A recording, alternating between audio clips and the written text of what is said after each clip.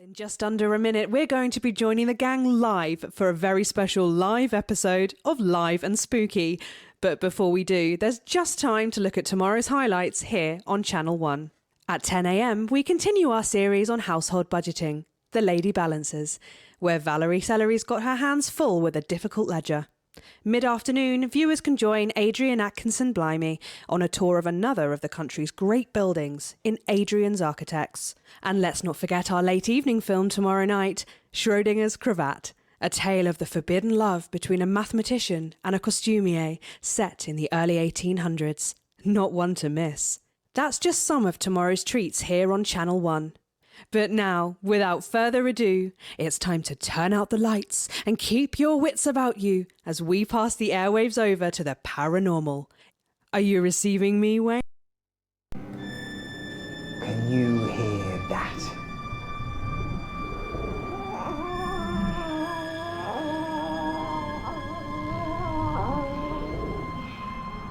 That is the sound of fate. Have you ever heard fate creep up behind you with a dagger in its back and a hallelujah on its lips? I have. Good evening, my friends, both in this realm and the next. Tonight we've come to a wretched place to uncover a dangerous case. Welcome to the Bannon Soundstage. Once a thriving studio at the forefront of innovation until tragedy. A horrifying accident, a devastating fire, and finally death herself. Join me, Wayne de Spiritwhistle, spiritual medium, psychic communicator, lover, as I attempt to uncover the dark truth into Graham Bannon's infamous case show. Tonight on Live and Spooky.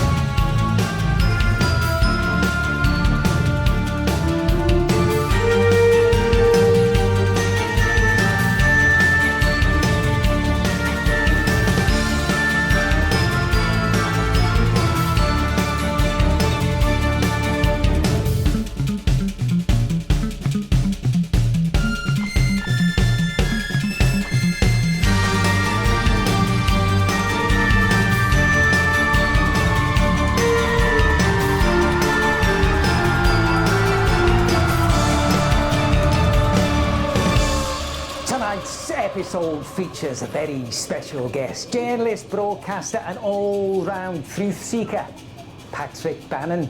Good evening, Wayne. You excited to join us tonight? I'm excited, Wayne. Can't say I'm excited about all this dust, though. It plays havoc with my allergies. Now, Patrick. Oh, what's that, love? Oh, my Patrick. I'm hearing from the spirit world. I'm hearing something that might shake your world to its very foundation.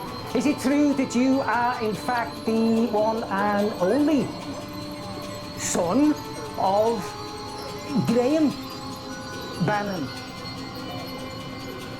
Well, yeah. I mean, everyone knows that. Yeah.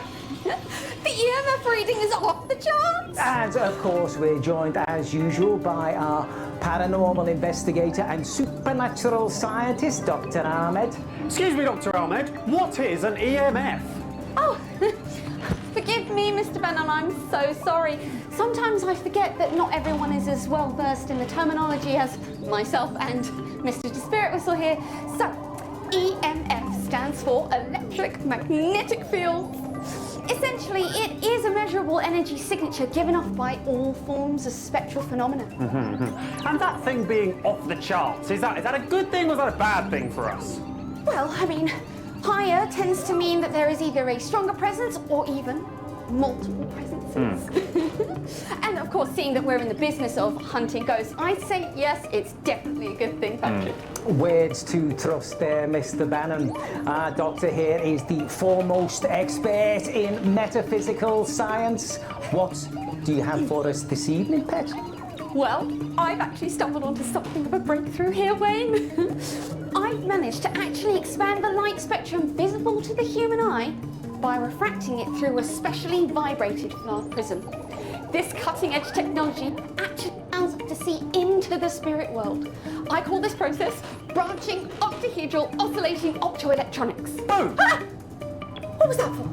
Branching, oscillating, octahedral optoelectronics. Oh, yes, exactly, that's what I said. But of course I do need a shorter name for that now, don't I? Boom! Ah! Please stop doing that. Yes, Mr. Bannon, please do stop scaring poor Dr. Ahmed. Please continue, Doctor. Thank you, Mr. de Spiritwhistle.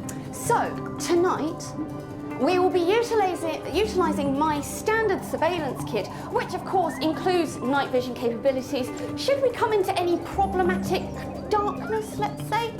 Oh, and additionally, I have taken the liberty of installing my branching up new devices all over the building.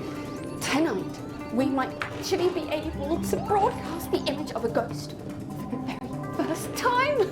Oh, exciting stuff there. Now, Patrick, your father built this place at the height of his illustrious career.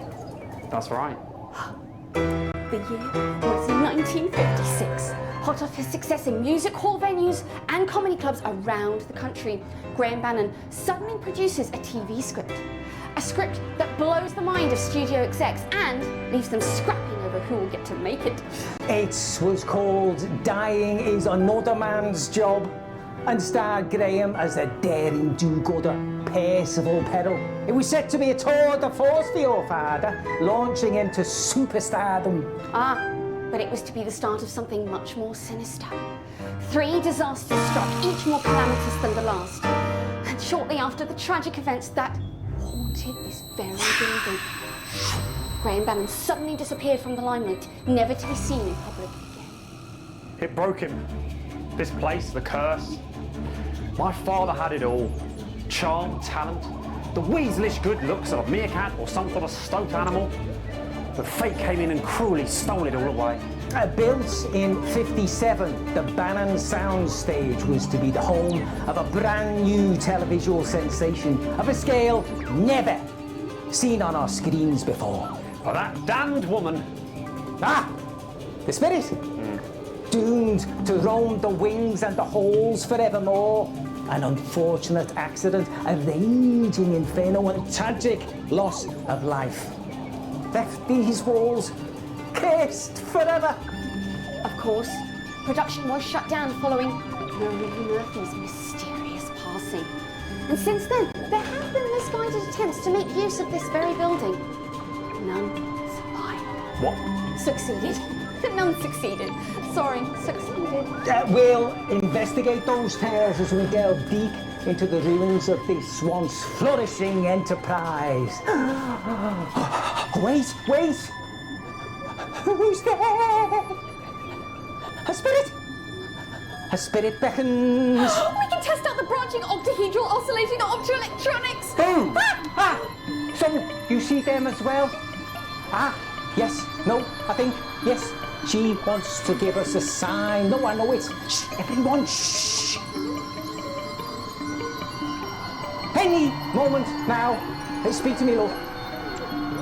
Oh my goodness. Yes, spirits, rise. Yes, rise, please, spirits. Where does our journey lead us? Show me. Did you see that? She threw something at me. Must be some sort of a poltergeist. No, it's a tie. The spirit must be showing us where to go. If it decides anything to go by, it's a cry for help. Come on, Wayne mustn't anger the spirits.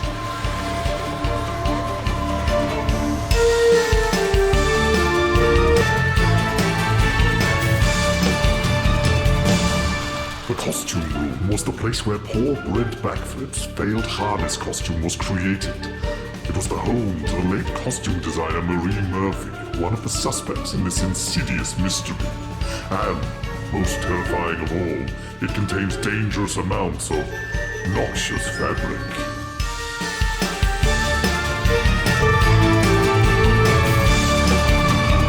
Here we are, Patrick, our first stop, the wardrobe department. Why is it you think the spirits brought us here first? Well, makes a lot of sense, Wayne. Many people would say that this is where the accident was caused. With that injured stuntman, Brent Backflip. That's exactly right. Well, say more, say more. Well, wouldn't like to point fingers, Wayne. But if I were going to, and I am going to, I'd point all 8 of mine and my thumbs squarely at Marie Murphy. The costume designer. The very same. In this room, Wayne, at that desk, probably, she sat there making the costumes for the show. The costume with a harness that failed and plunged an innocent man to his death. Brent Backflip didn't die though, did he? Well, he didn't die, no. But the saying plunge to his death sounds better than saying plunge to multiple comminuted fractures. And what do you think happened to the harness, Patrick? Well, I wouldn't like to speculate, Wayne. But if I were going to, and I am going to, I'd say poor workmanship, laziness, foolhardiness. Basically, she dropped the ball. And the ball was a man. Such a small thing can have dire consequences. A seemingly insignificant thing like the costume girl can mean life or death. Absolutely. Look, we all make mistakes. But sometimes mistakes cost lives. Or in this case, legs. We have dallied, Patrick. The dead. Urge us forward. Give us a sign. Do you hear that, Patrick? Yeah, I can hear something, actually. Sounds to me like an old song, probably from the show itself. You're right. It's the theme tune to Dad's old show. He used to hum it all the time while he was reading and then burning all of his fan mail. Well, there's no time to lose. Let's go see what this spectral sign entails.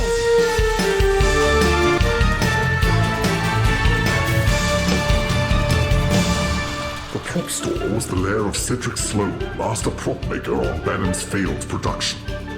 After Brent Backflip's accident, rumors concerning the prop dumbbells shone the cold, hard light of suspicion directly on the prop master. This would not be the first time a faulty or misused prop would lead to a hospital visit.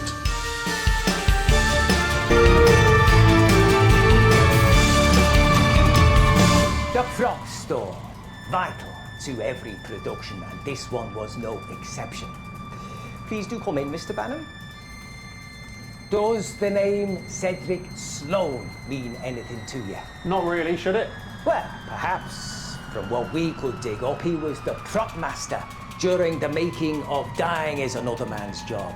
A very vital role, would you not agree, Mr. Bannon? I suppose so, yeah, it would be, wouldn't it? Not only that, but he was a military man, dishonourably discharged, no family to talk of, no friends, just his work, and then the accident. Yes, you're right, I remember now. Something about him making a prop that was too heavy, and then that could have been the reason Brent failed or something. So you do remember, Mr. Bannon. Well, the stories surrounding Mr. Sloan are intriguing, to say the very least. We do know that there was no love lost between him and your father. From what we can tell, Cedric Sloan claimed that Mr. Bannon Sr. looked down on him and the rest of the crew, believing he was too good for them. Now, that kind of attitude breeds resentment. And if there's enough resentment, that can attract some very nasty spirits, Mr. Bannon. No, I'm not sure any of this is fair on my father. I think by all accounts, he didn't even know that man existed. It's hard to look down on someone you don't even talk to. But wasn't it true? The props were your father's idea. He insisted the stuntman keep them on him during the climb, despite their encumbrance. I think we can all agree that the character of Percival Peril would have been a bit lesser if it hadn't been for his signature dumbbells. And I challenge you, mate, to look heroic without performing a quick bicep curl. Signature indeed, though perhaps signing a potential death warrant rather than creating the iconic story your father wanted. After all, with all these props lying around, there was ample opportunity for Cedric Sloan to exact his revenge. If that's what you wanted. Yeah, well, it was an accident. That's what everyone decided, didn't they? So. Ah, but was it the truth, Mr. Bannon, or is something more sinister at work here? I think we need to dig a little deeper to find out. And we may be about to get some help with that. Wait, what are we supposed to... Oh, shh, Patrick, can you smell that? A very distinct earthy odour. Not really. What exactly are we supposed to be? Ah, yes, the perfume of labour, a real working environment. Yeah, I've got it now. Is this supposed to be a farm or a zoo or something?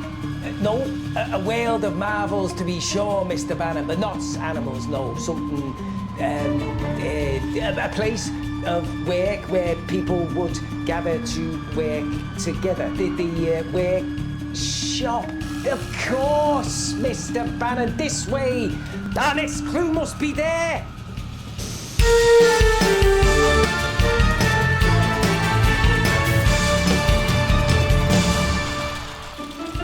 The workshop performed the final checks on all props, sets, and costumes before they were used for filming. There have been no direct ties between this place and Brent Backflip's accident. Yet. What terrible secrets might this dusty domain contain?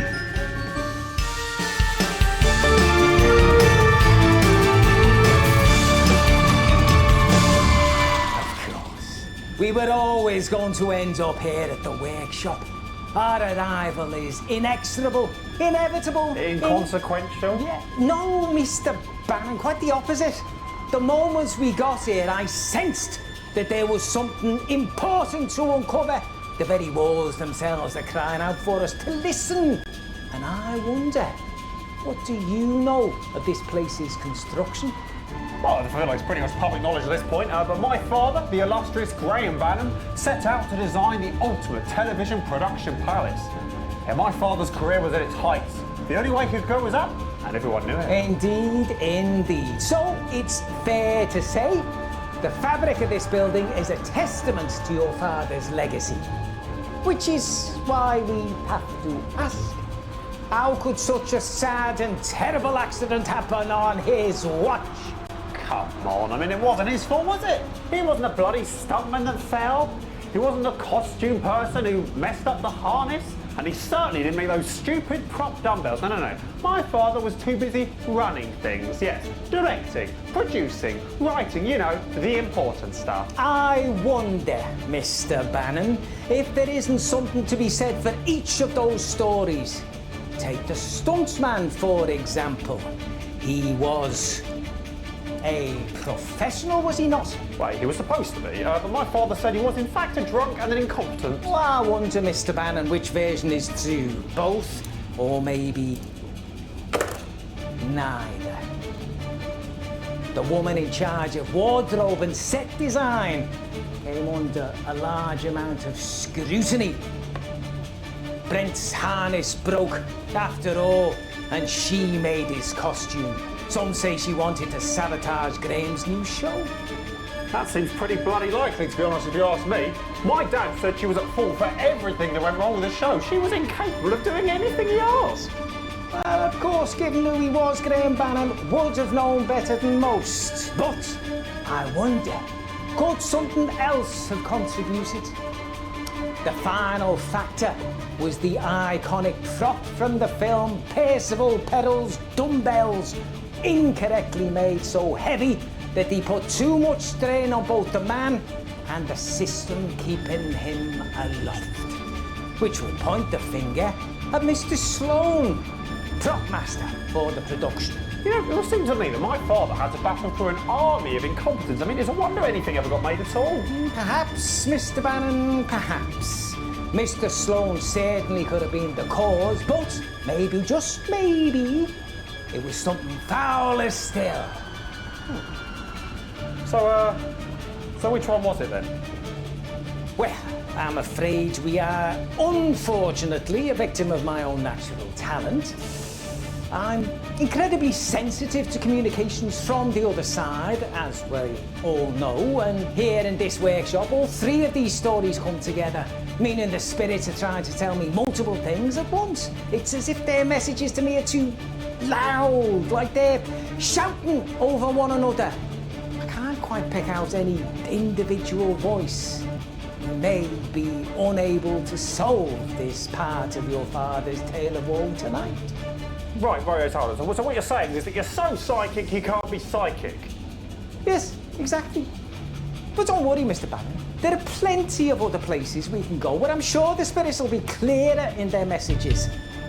We have a great deal to explore at the haunted Bannon soundstage to uncover the real story of what led to the creation now known as his cursed show.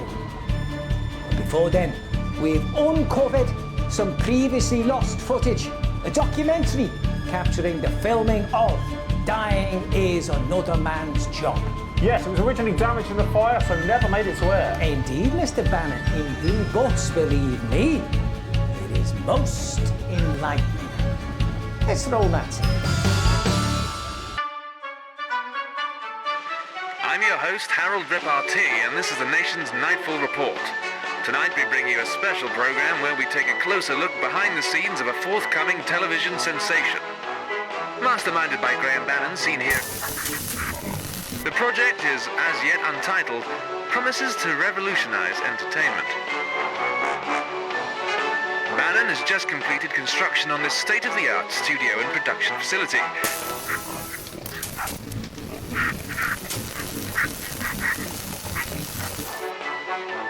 With the price tag into the millions, it's a move that has raised eyebrows across the business world. Rehearsals are now well underway here, and it seems Bannon is quite the taskmaster.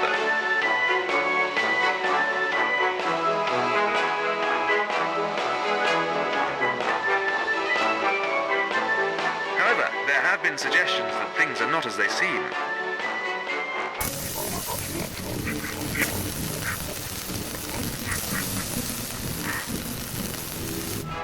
It's certainly unexpected for a family variety act to be catapulted so quickly into the spotlight.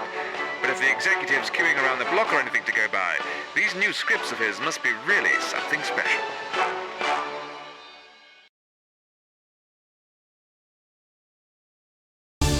Welcome back to Live and Spooky Bannon's Fall. Before the break, we explored a number of rooms in this old building, the long-abandoned Bannon soundstage.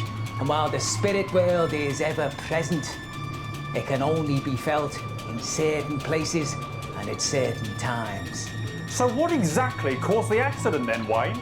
Well, Mr. Bannon, while we did follow some spectral signs during our preliminary investigations, we were unfortunately unable to discover the true cause of the accident so long ago that marked the beginning of Graham Bannon's woes.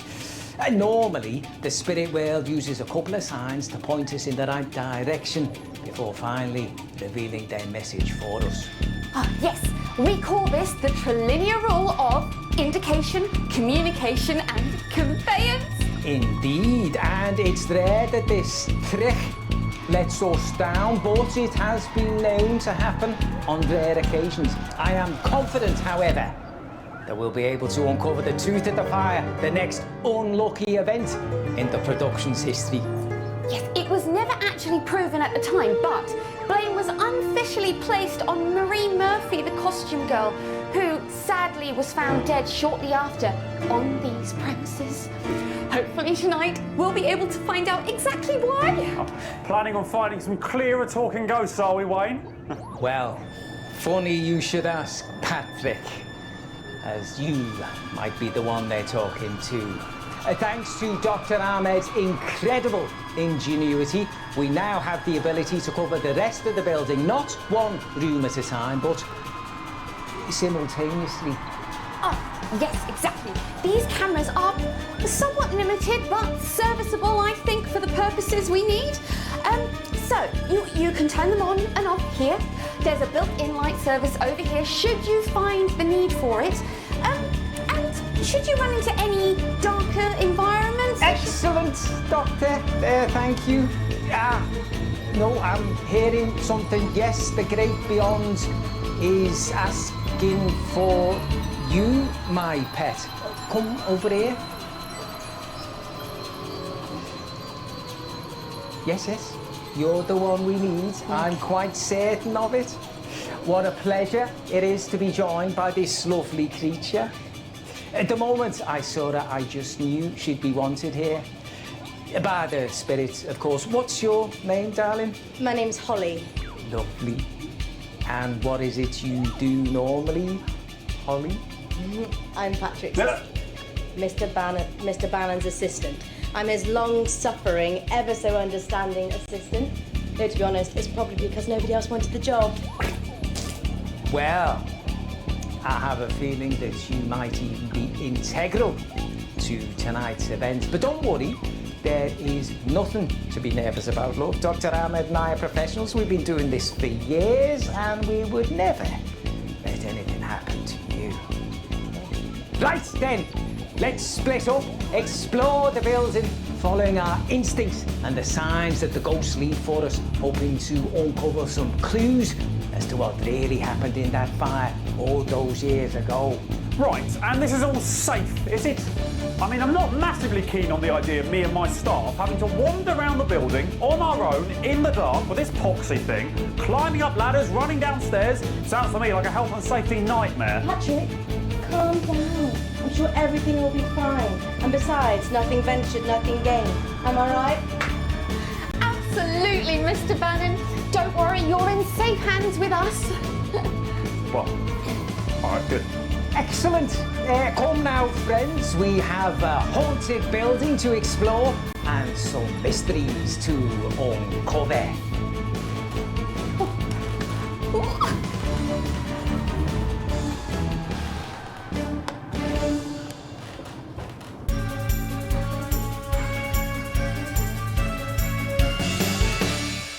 Okay. I'd like to tell you where I am, but I have no idea. Stage area. Hello? You're back. Spooky ghost echo. Depth of the Bannon soundstage. I think I can hear water trickling. And normally, when you're going low... The wind. To be in a sort of, I don't know if you can see this, in a sort of lighting thing now. Okay. Can't much longer, can it? I've got... There's, can you see this? Oh God. Hello?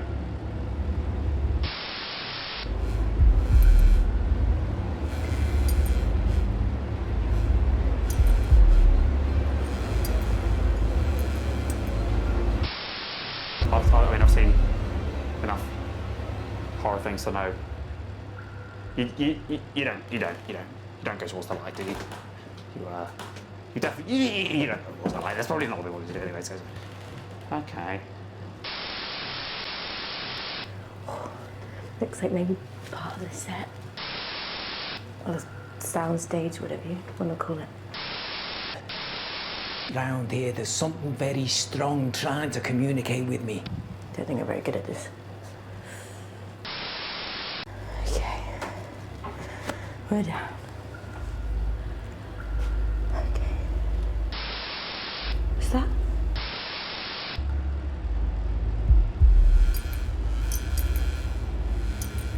There is no such thing as ghosts, you idiot.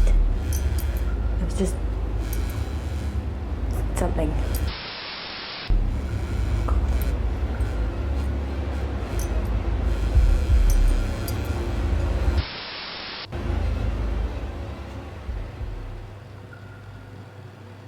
No. No, I must have been imagining it. No, okay. Oh God.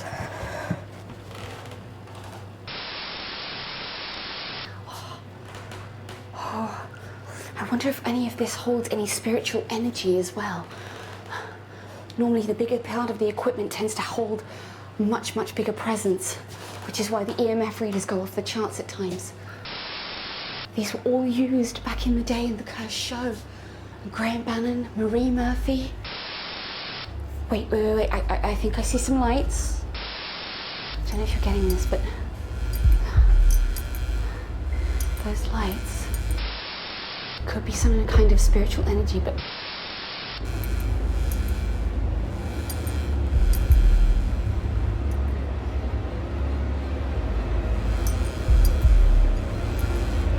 I think I'm gonna go because there's some equipment that will take a better reading. Okay, let's head back and see what we can get, okay?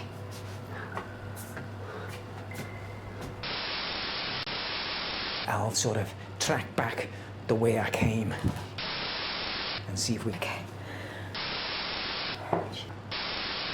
Oh, stairs, more stairs, right. Okay. But the cat always wins. I'm not sure I should go around that corner, I tell you, because there's some light there and I'm not sure what it is.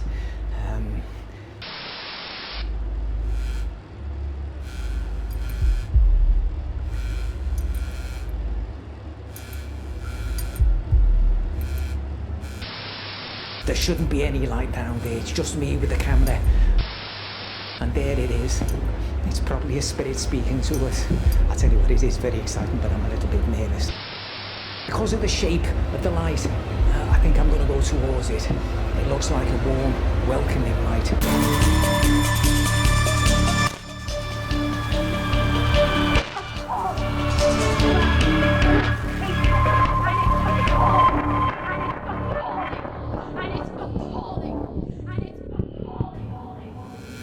All right, my loves, I'm here. Calm down, yeah? Calm down. That's it, good? Yes, hello. All right, darling, I'm here, okay? No, this isn't what we discussed. Calm, yeah? We're all... No, that's not very nice, is it? Ta, very. Now, how can I help you? Oh, don't go all silent on me. Sulking isn't gonna help, is it? Talk to me. That's better. So, I'm getting peace, yeah? Is that right? Peace?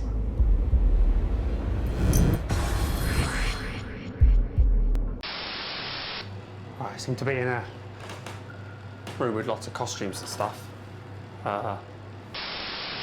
Still spooky as hell. I mean, I don't know how... Rita, those EMF readings are off the charts, look. I can't believe it.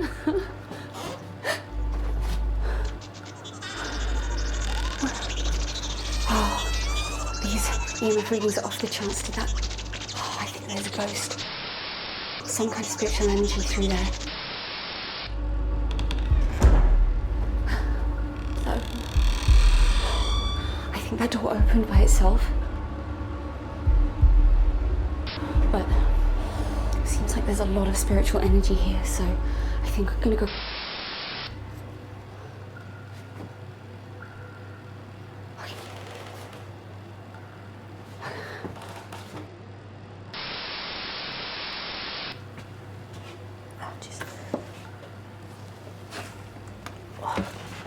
Oh, God.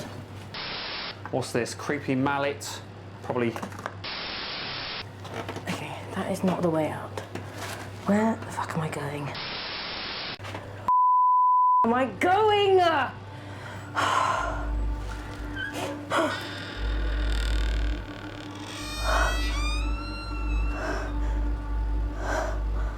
It's fine. Probably just the wind.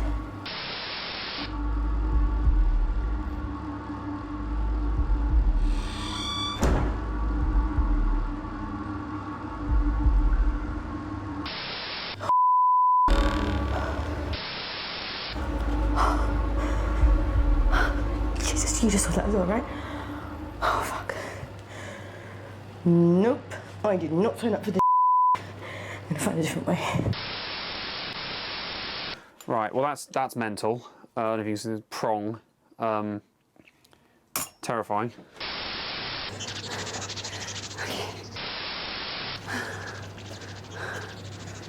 Not worth it. And this dust, everything is caked in dust. It's so ridiculous.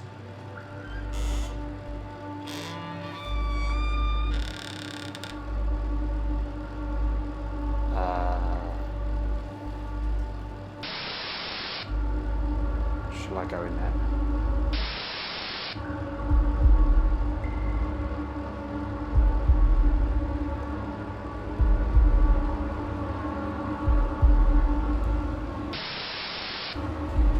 Yeah, I'll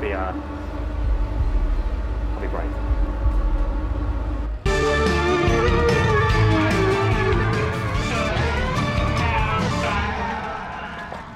Hello? Spirits, are you in here? Or phantom, or spectre, or whatever you like to be called? Oh, okay. Guess I better go investigate this then. Okay. What have we over here? Typewriter, lamp, boxes, falcon in a little box, books, and script for Dying is Another Man's Job. Written by... Oh. That's funny. Okay. Yeah, I'm pretty much done now. Thank you very much. No more scary things for me, thank you. I will be off. Aha! You've locked the door, haven't you? Yes. Very funny. That's very funny. But I will be going. Thank you so. Please open up. Yes. You're trying to scare me and it's not working. So, you've had your fun. Let me out. Who the f*** did that? No, I'm done. Thank you. No more of this bullshit.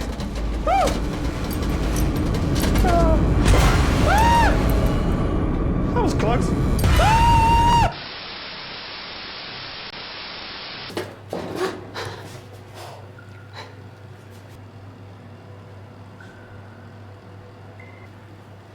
See, these kind of old buildings have so much energy.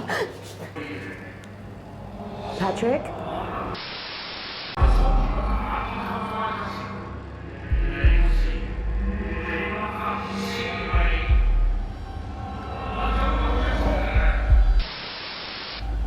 Patrick?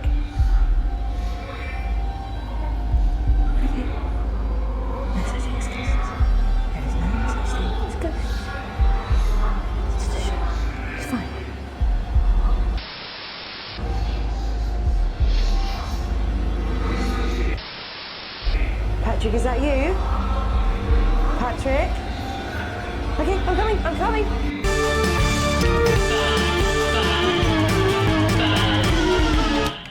Patrick? Where are you? Could have sworn. Patrick? What do you need? Let me guess. You've sweated through another pair of your pit pads. Or, you need your special ear cream. Or your teeny tiny moustache. Where the fuck are you, Bannon, you worm? Oh, God, I didn't sign up for this shit, so I've got 2 masters. You're a liar! Keep your voice down when you're causing a scene. No! This is not what we agreed, Graham. This arrangement is better for us both. Is it? Because I fail to see how I'm better off. I'm doing you a fucking favour. You should be paying me for an opportunity like this. That's money. You want more money? I don't care about money. I want what I deserve, Graham. Exactly what you deserve. I'll tell them. And who'll believe you? Seriously, who will believe you, Marie? You're a woman. Yeah, I am. But at least I'm not a fraud.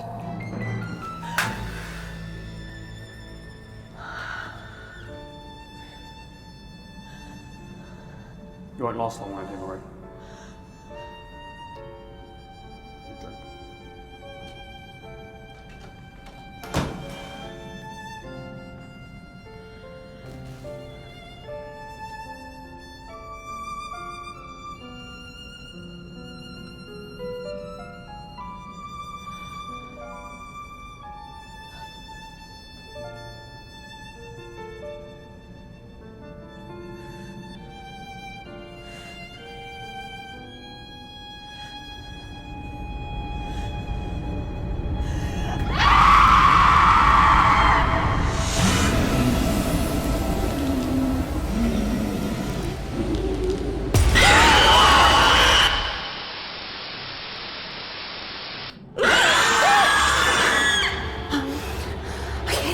go and find the group. Oh. I don't understand. The spirits have never been this violent or aggressive before. What is going on? Oh. Okay. Okay. Oh, just a shelf. Okay, get it together, Amara. You've got a job to do. Right. Oh, the EMF readings are off the charts. I mean, this is going to make an absolutely fascinating report. Well, except for all the potential murders, of course.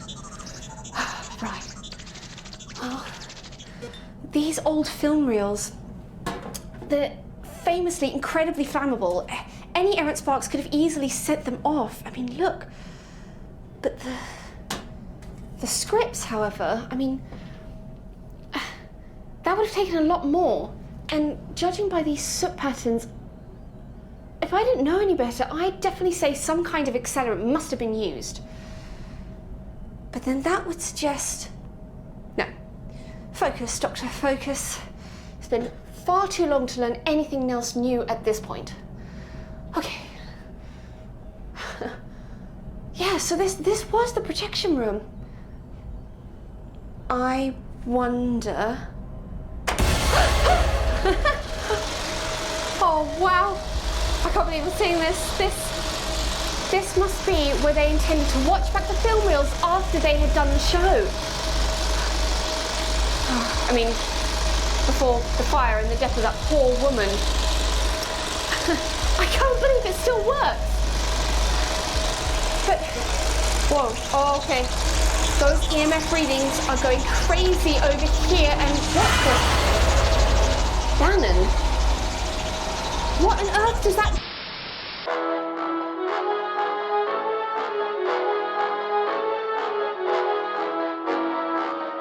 Family picnics, trips to the zoo, visiting Great Aunt Ruth just one more time. There's no rest for the wicked. But what do they all have in common? That's right, it's Bannon Brand. Jet setting across the globe, the cosmetics aisle, the salmon industry. You know it. It's Bannon.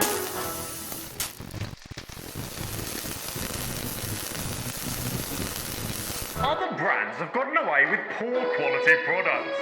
Until now. It's so good, I put my Bannon name on it. How could you go anywhere else? You couldn't. Not without Bannon.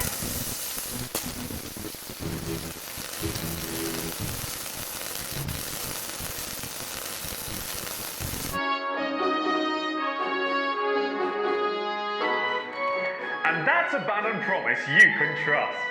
In fact...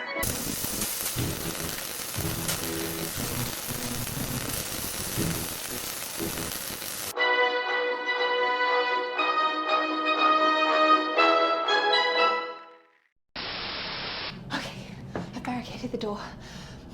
If the ghost is manifesting incorporeal form, then that should hold it. But then again, if it chooses not to be corporeal and teleport from one location to another, then that's not really going to do much. Okay, think. Amara, think. I suppose I should document everything I've learned, just in case something happens. So, my name is Dr. Amara Ahmed, and I've been working closely with Wayne de Spiritwhistle, the renowned clairvoyant. We were investigating the Bannon soundstage, and I can confirm that since then we've come into contact with a particularly malevolent presence. It's been showing manifestations and different signs anywhere from ictoral resonance to possession to kinetic interaction. And I'm not quite sure what it wants, but... Okay, I think the ghost has discovered where I am. Look, please, I've tried to document as much as I can. Please, it's in... Take a closer look here at the television Project Sensation. Things are really not as they seem. How could you trust? Bannon, there's no rest for the wicked until they all know it. Jesus Christ on a bike, that was a ride. Oh, this must be the vault below the stage. Greetings, my friends. If you're still with us, you join me here in the very room where Marie Murphy took her own life and sealed the fate in these here walls. Welcome to the finale of tonight's Live and Spooky. This wasn't exactly as I expected to get here, but it's not unheard of for an entity to bring only those with the gift of clairvoyance to them. But of course, only I, Wayne de Spiritwhistle, will be able to communicate with them either in this world or their own. Marie? It is you, isn't it, Marie? Don't fear me, okay, love? I may be powerful, but I'm also kind. Speak through me, Marie, so I can put you to rest. Come on, we're up against the clock. Let's not upset the advertisers. So that's all we have time for.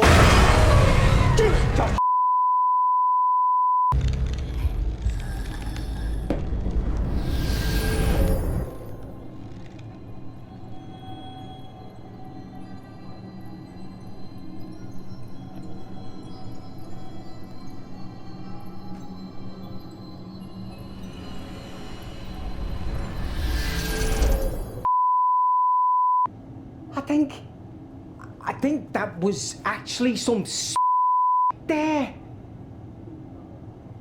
Okay. So, Graham Bannon was there, but he didn't stop it. Holy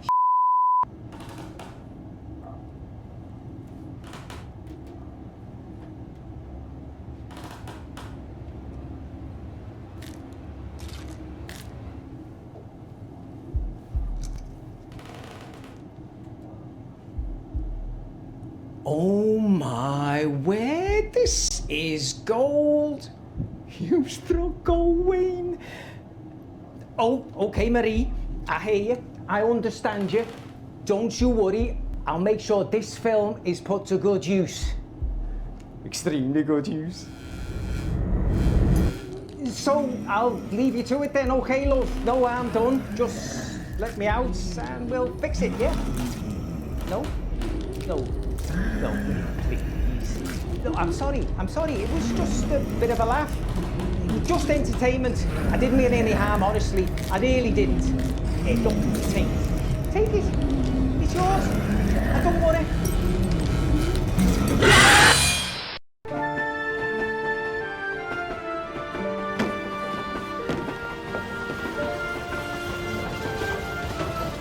Percy, I can't believe you came. I only came to say goodbye. Goodbye? That's what I said, ain't it? What about your manuscript? I couldn't have done it without you. Do you really mean that? You calling me a liar, kid? I can't tell you how happy that makes me. Well, I guess this is it. Must I go? This is the way it has to be. But remember, I'll never forget you, Mary. Do you promise? Cross my heart and hope to die. And dying is another man's job.